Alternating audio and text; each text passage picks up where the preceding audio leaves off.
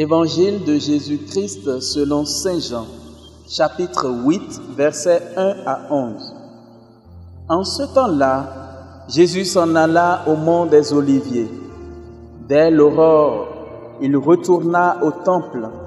Comme tout le peuple venait à lui, il s'assit et se mit à enseigner. Les scribes et les pharisiens lui amènent une femme qu'on avait surprise en situation d'adultère. Ils la mettent au milieu et disent à Jésus: « Maître, cette femme a été prise en flagrant délit d'adultère. Or, dans la loi, Moïse nous a ordonné de lapider ces femmes-là.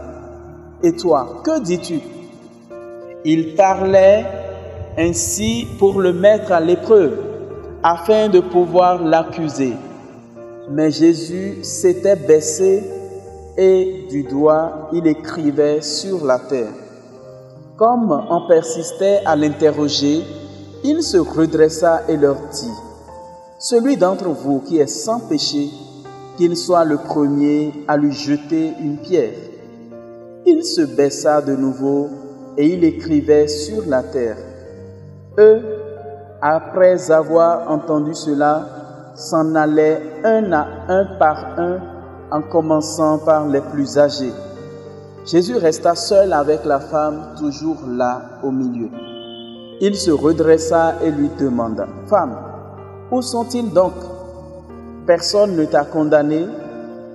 Elle répondit: « Personne, Seigneur. » Et Jésus lui dit: « Moi non plus, je ne te condamne pas. Va et désormais ne pêche plus. » Acclamons la parole de Dieu.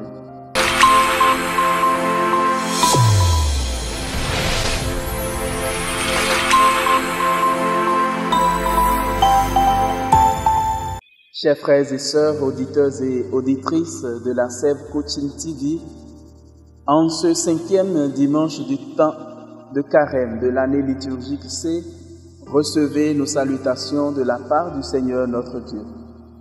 Avant tout propos, nous voudrions féliciter le nouvel évêque du diocèse de Djougou, Monseigneur Bernard de Clairvaux-Thora, qui a été sacré ce 2 avril. Ce 2 avril qui est la date qui nous rappelle le départ vers l'Eucharistie éternelle du Saint-Pape Jean-Paul II il y a de cela 17 ans. Comme évêque de Djougou, Monseigneur Bernard de Clairvaux-Thora succède à Monseigneur Paul Vieira, de lumineuse mémoire. Nous voudrions lui souhaiter un fructueux ministère épiscopal dans ce diocèse de la Donga de Djougou. L'évangile que nous venons d'écouter nous présente une femme en situation délicate, prise en flagrant délit d'adultère. La société alors phallocratique a voulu la condamner. L'adultère, nous le savons, ne se commet jamais seul. Mais c'est la femme qui est prise dans les filets de la justice et devrait être condamnée. Et on part de la loi de Moïse pour soumettre Jésus à une épreuve. Mais Jésus pose juste une question qui ramène ceux qui sont prêts à lapider cette femme prise en flagrant délit d'adultère à la raison. Que celui d'entre vous qui est sans péché lui jette la première pierre. À cette seule question, tous ont commencé à s'en retourner à partir des plus âgés. C'est peut-être là un signe de sagesse. Mais l'essentiel à garder de ce texte, c'est que Jésus condamne le péché, mais ne condamne pas le pécheur. Femme, où sont-ils donc? Personne ne t'a condamné? Elle répondit: Personne, Seigneur. Et Jésus dit: Moi non plus, je ne te condamne pas. Je ne te condamne pas parce que tu es au-dessus de ton péché. Je ne te condamne pas parce que tu vaux plus que ton péché. Mais va et désormais ne pêche plus.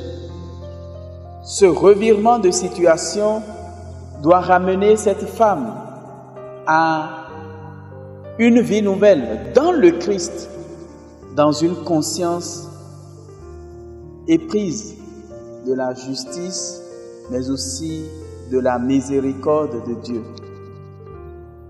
Chacun de nous, ayons la patience pour éviter de juger les autres ou de les condamner, surtout quand cela est fait injustement. Demandons au Seigneur la grâce de pouvoir nous aussi nous convertir, parce que nul d'entre nous n'est sans péché. La conversion est donc à la portée de tous, et tous, nous devons faire des efforts dans ce sens. Que Dieu nous y aide, lui qui est vivant pour les siècles des siècles. Amen.